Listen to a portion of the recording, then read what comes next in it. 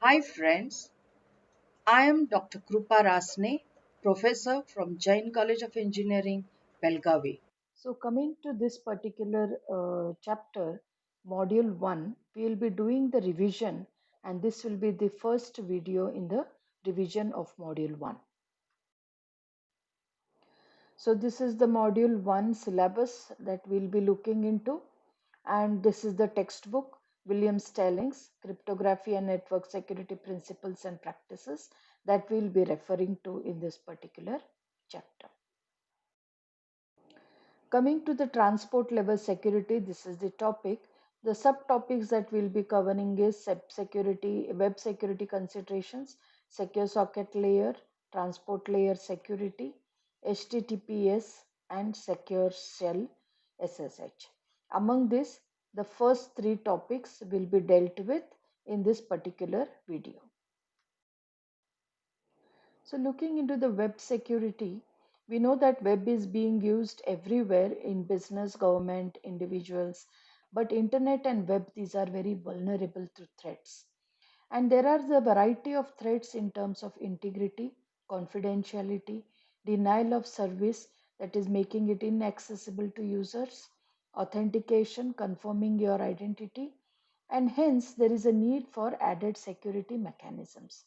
And one way to group these threats is to term the passive and active attacks. What are passive attacks? These include eavesdropping on network traffic between browser and server and gaining access to information on website that is supposed to be restricted. Then what are active attacks? These are nothing but impersonating another user. You impersonate somebody and alter the messages which are in transit between the client and server and alternating information on the website. So these are the two basic categories, passive attack and active attack. But let us more look into the variety of threats, that is integrity, confidentiality, denial of service, and authentication. After seeing the various classifications, now let us do a comparison of threats on the web. Integrity. The threats posed by this is modification of user data, Trojan horse browser, modification of memory, modification of message traffic in transit. So these are the threats. The consequences are, of course, loss of information, compromise of machine, vulnerability to all other threats. And what are the countermeasures taken? It is the cryptographic checksums. Let us look at confidentiality. What is the actual threat? Here eavesdropping on the net, theft of info from server, theft of data from client, info about network configuration, info about which client talks to server. And the consequences are loss of information and loss of privacy. How is this confidentiality dealt with? The countermeasures are using encryption and web proxies. The third is the denial of service.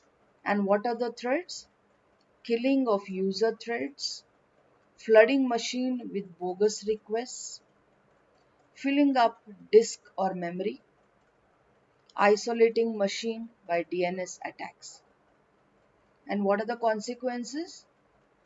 Because they are disruptive, annoying, and prevent user from getting the work done. And the countermeasure, this is very difficult to prevent. So let us see how we are going to do the security issues with the web. Next is the authentication. It means impersonation of legitimate users and data forgery. This is the threats that we deal with respect to authentication. The consequences are misrepresentation of user, belief that false information is valid, and this can be taken care by cryptographic techniques. So in this slide, we have dealt with the comparison of the four threats. that is integrity, confidentiality, denial of service, authentication on the web, and compared them with the threats, consequences, and countermeasures.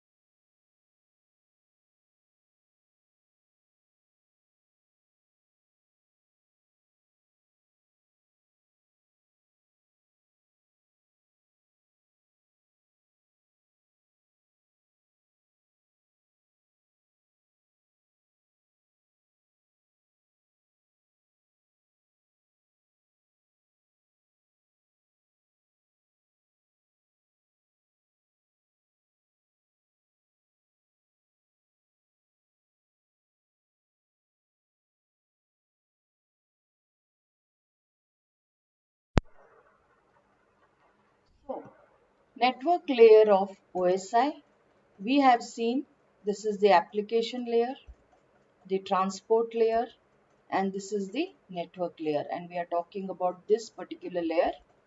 One way to provide web security is to use IP security, IPsec in the network layer. The advantage of using this IPsec is it is transparent to end users and applications and provide a general purpose solution. IPsec includes a filtering capacity, as I told you earlier, so that only selected traffic need incur the overhead of IPsec processing. Transport level of OSI. So this is the application, this is the transport, and this is the network. A relatively general purpose solution this is to implement this security just above the TCP as shown in this figure.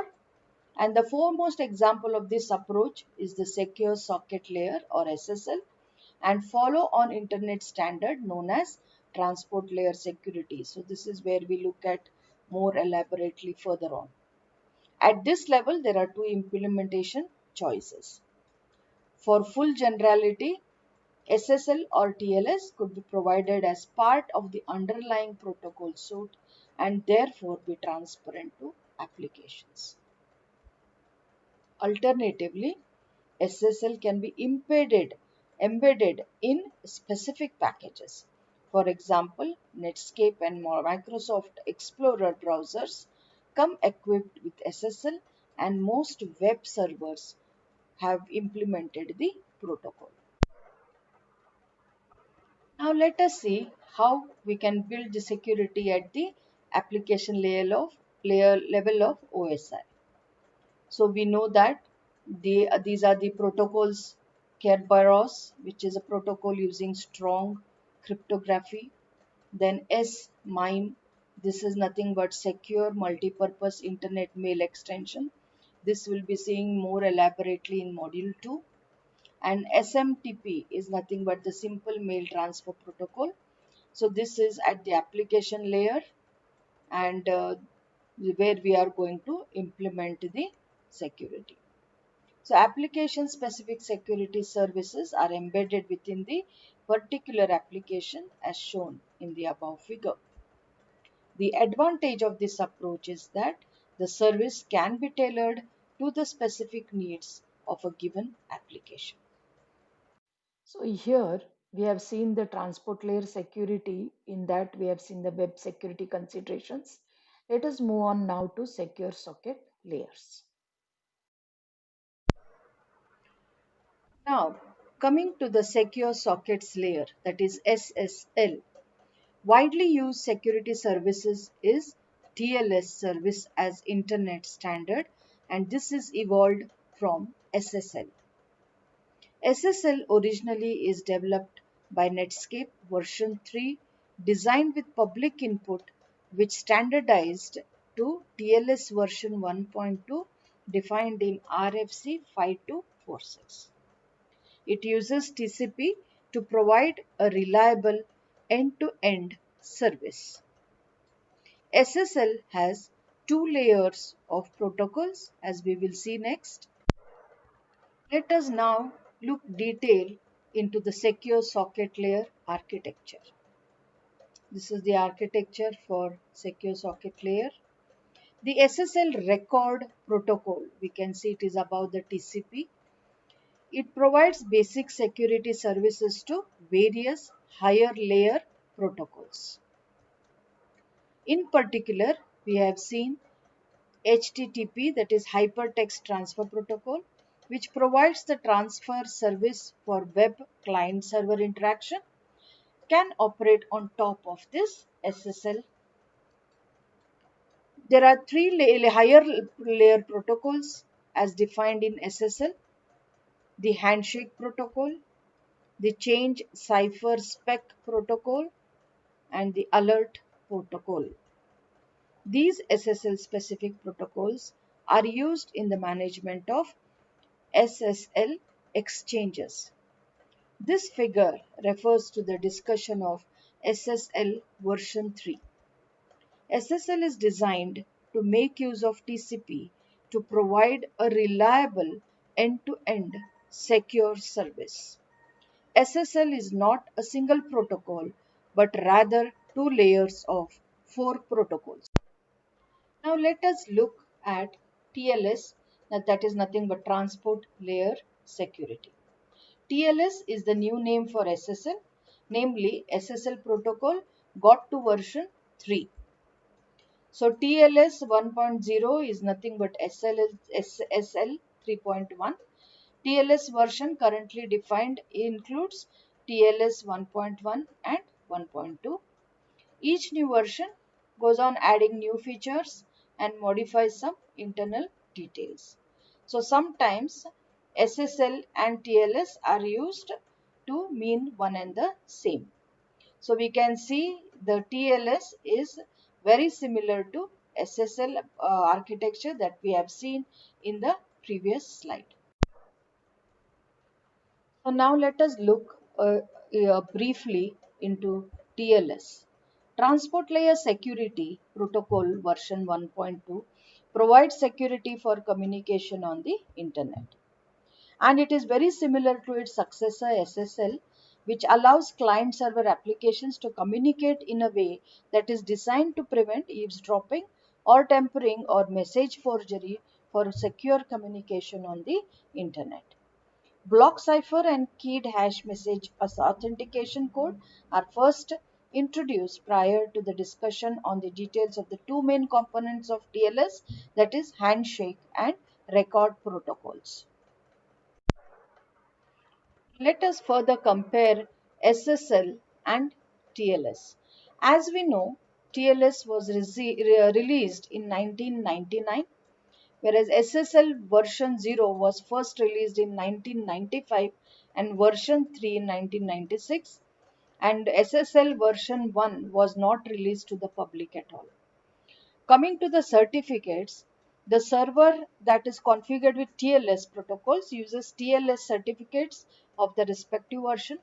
For example, if the server is configured with TLS version 1.0, then it uses the respective TLS version 1.0 certificate. Same goes with SSL, that is, if a server is configured with SSL version 3.0, then it uses the respective SSL version 3.0 certificate. Are they compatible?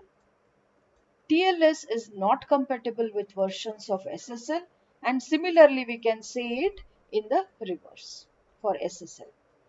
Which is faster?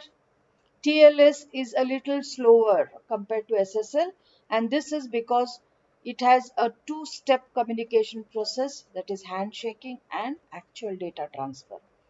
Comparatively, SSL is faster than TLS as authentications are not carried out intensively. So it's more secure, TLS, but SSL is more faster. Which is complex to manage on the server side? TLS, it is complex as it requires certificate validation and good authentications. Comparatively, SSL is simpler than TLS as it lacks few features that are present in TLS. Let me introduce to you today the session and connection which is happening between the client and the server. A session is a logical association between a client and server.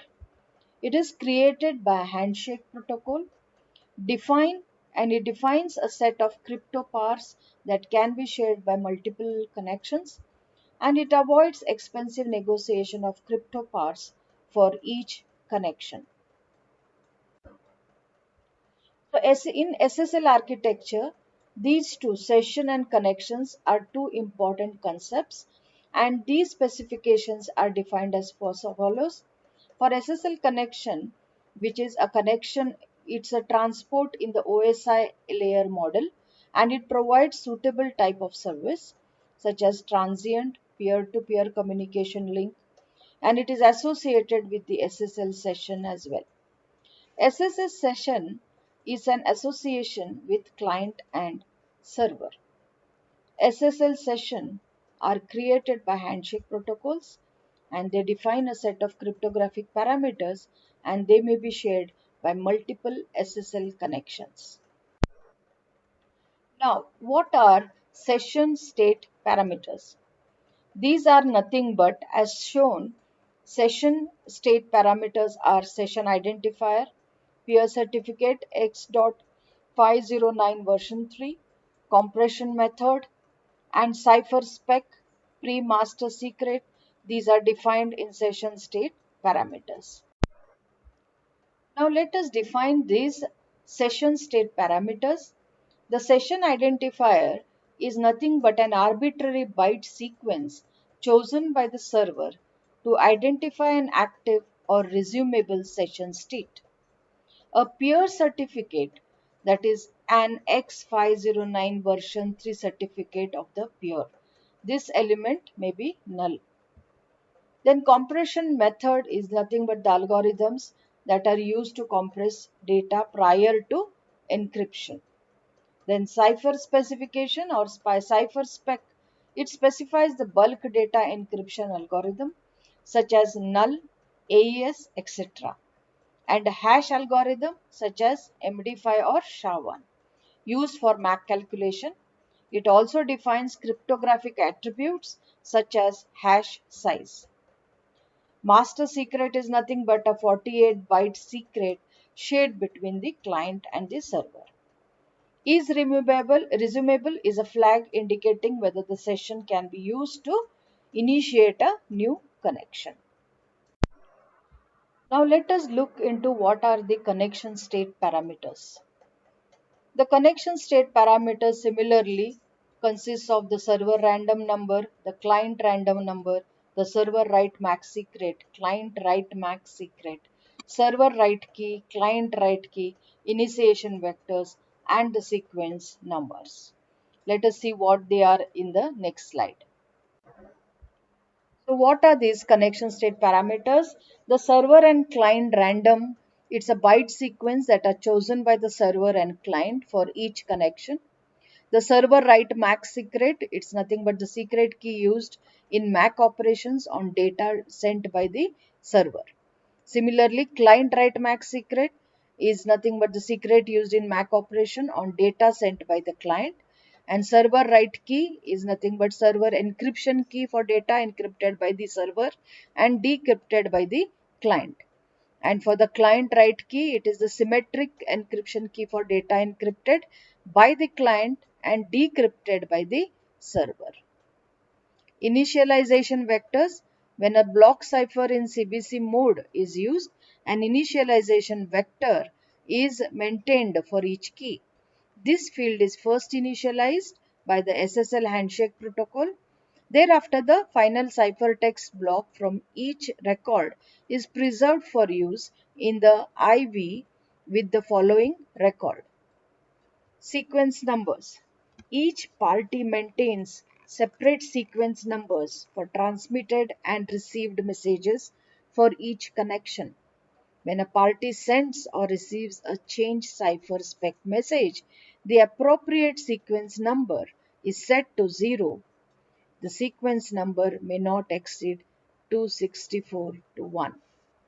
So these are the connection state parameters. Now, let us look into the test question paper that we had done in our first internal. In the part A, we have question 1 and question 2. These two questions of the module 1 has been covered in this particular video. Let us look into the scheme of this test conducted in June 6, 2020. Question 1b says list and briefly define parameters that define an SSL connection state. So this we have explained to you. So these parameters server and client random, server write max secret, client write max secret, server write key, client write key, initialization, vector and sequence numbers. Each of these if you write and explain it briefly, you should be able to get the full marks. Next is the what is the difference between SSL and TLS protocol. This what we have just referred. You should be able to write all these five concepts. What is the difference with respect to TLS and SSL? That is what is the released which year, certificates that they look at, what are their compatibility, which one is faster and which is more complex to manage. So if you can write these parameters, you should be able to get the 7 marks. One more question that we dealt was summarize, compare the various types of security threats which are faced while accessing the web. So this we have done this integrity, confidentiality, denial of service and authentication.